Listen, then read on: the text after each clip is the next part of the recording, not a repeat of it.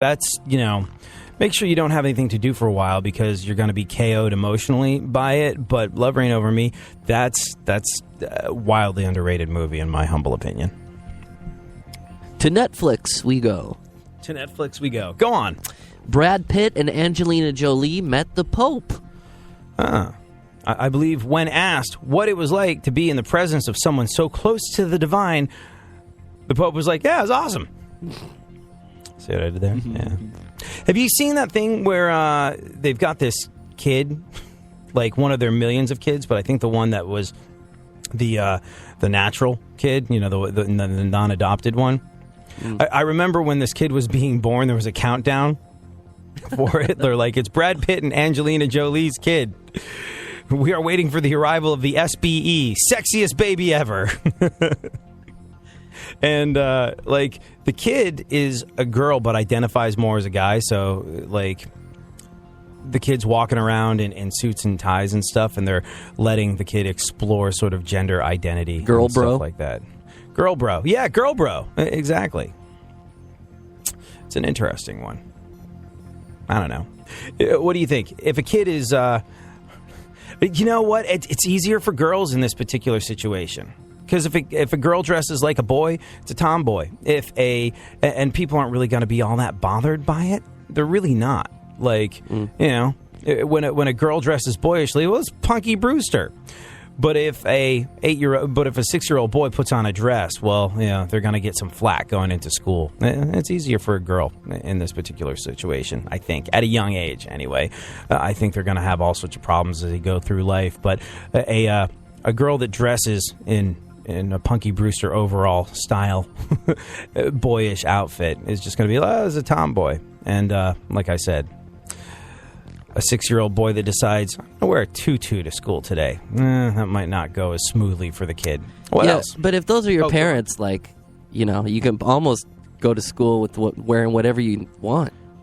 Well, I mean, if those are your parents, if Brad Pitt and Angelina Jolie are your parents, or if Gwyneth Paltrow and Chris Martin are your parents, it's like... No matter what gender you identify with, you're going to be getting your ass kicked on the playground for the next 18 years. There's just no two ways about it. It's just... So, I mean, might as well take your lickings and get on with your life. What Grow else? up to write a novel or something. Yeah. In the new Sia video, Shia LaBeouf dances nearly naked in a cage with 12-year-old Maddie from Dance Moms. Yeah. I actually saw a little bit of it. I was like, I don't think that's okay. Some people are shocked that they would exploit and sexualize a 12-year-old girl like that. These people have never seen Dance Moms. Like, seriously, if there was a group of people that was willing to whore their 12-year-old daughter out for anything whatsoever, none of the parents knew what Sia is or was. They were just like, ooh, a chance to get my daughter in a music video. How can I make her more alluring? Hike that skirt up, sweetheart. We have an audition to go to. Disgusting. Horrific. Awful. Just awful. And prime time on TLC. Or something. Where do you see Dance Moms? Hasn't come across my screen. I don't know. All I know is there's Dance Moms seems to be... I only know... The things I know about Dance Moms, I know from watching clip shows where they go, oh, look, this is just awful and ridiculous after the fact. I've never sat through Dance Moms. But, Dance Moms, I think, is the one where it's not really about the moms. It's more about the teacher, the school. If I'm thinking of the right thing, and it's this giant fat brontosaurus of a woman who screams and yells at these kids and just, oh, God, it's hideous. It's horrendous. I mean, I get the pursuit of excellence. I get coaching. I get all of the above. But... yeah, I wouldn't let this woman near a kid, let alone turn my kid over to her. Not so much. But, when you're determined to live vicariously through your 12-year-old daughter who you're willing to whore out at any expense, I guess that gives you a whole different sets of coulda, shoulda, woulda. Those checks are still coming in the mail, aren't they? Yeah. Oh, God. All right. What else? Some more news to make you feel uncomfortable. R. Kelly turns 48 today. Oh. Really?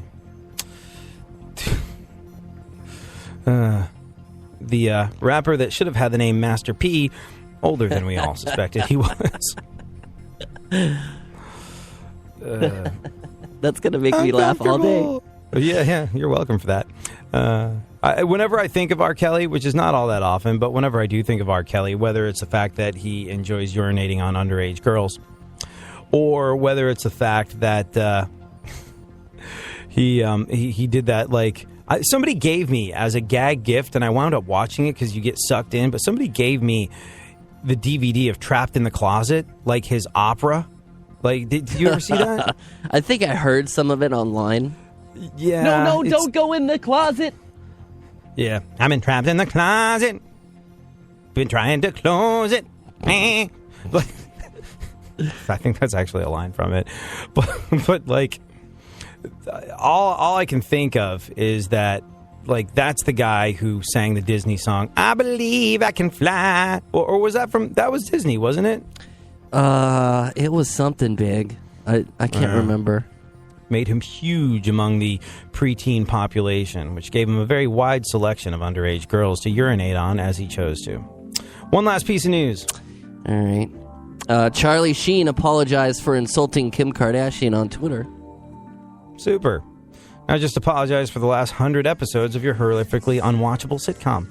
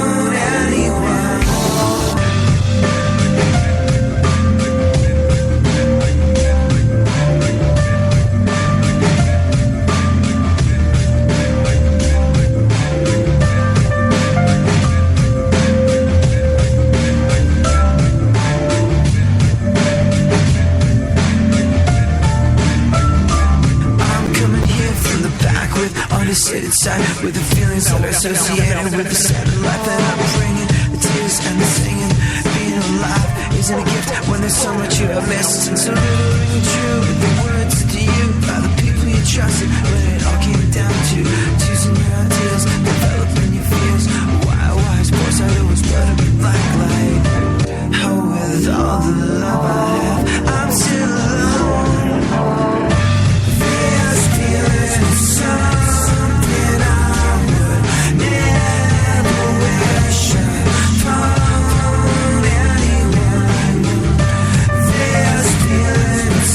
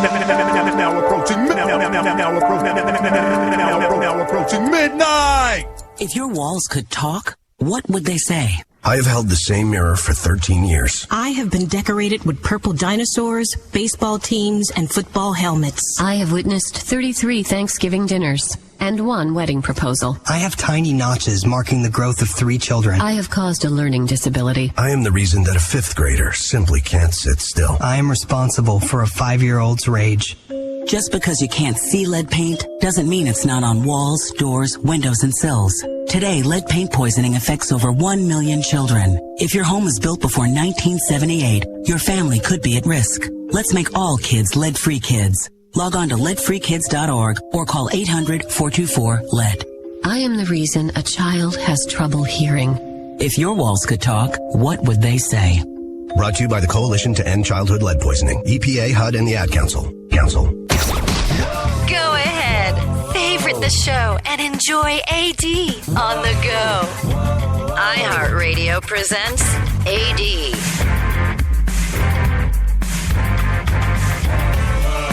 Big show business news, you guys. Tonight, for the first time since November, Bill Cosby returned to the stage for a show in Canada because, you know, in Canada, pills are cheaper. So Felicia Rashad, who is the wife on The Cosby Show, there's a couple different narratives with her. I mean, like, somebody who'd worked so closely with Bill Cosby for so long, everybody's waiting for someone like that to check in. You know, any of the Cosby kids or her.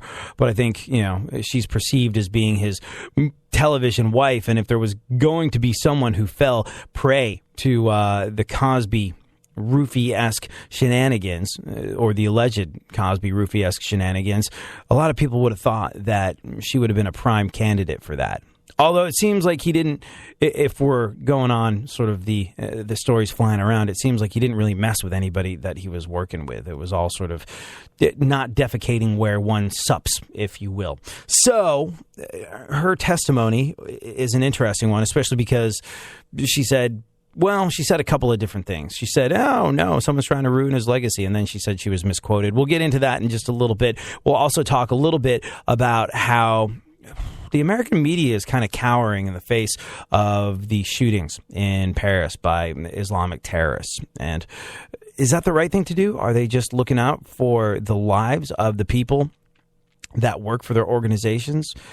Or is it an act of cowardice? We'll talk about it after we wrap up the news. Funkhauser, what else is going on in the world?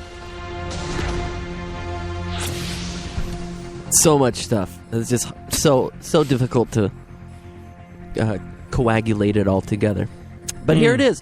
Coagulate away. Jamie Lynn Spears pulled a knife. Oh, that's Britney Spears' younger sister. She's the Jamie little Lynn one. Spears. Yeah. She pulled a knife during a fight at a Louisiana restaurant. She pulled a knife at a fight in Louisiana. Don't you know who I am? Oh. I mean, I guess, really, Jamie Lynn Spears, kid sister of Britney Spears, she pulled a knife at a fight in a Louisiana restaurant. Let all that sink in. Didn't Screech just do that, too? I think so. In Jamie Lynn Spears' defense in this situation, she is, let's not forget, a backwards violent hillbilly. So there's that. Yeah, Screech went to jail for something. I think it was a fight or an assault charge or something of that nature. Did you ever, in your porny side gig, have reason to run into Screech? Because there was like a Screech sex tape, and then he put out a Screech love toy, and I remember him saying something like, hey, what else are you gonna do but sell it when you've got 10 inches of Screech in your pants?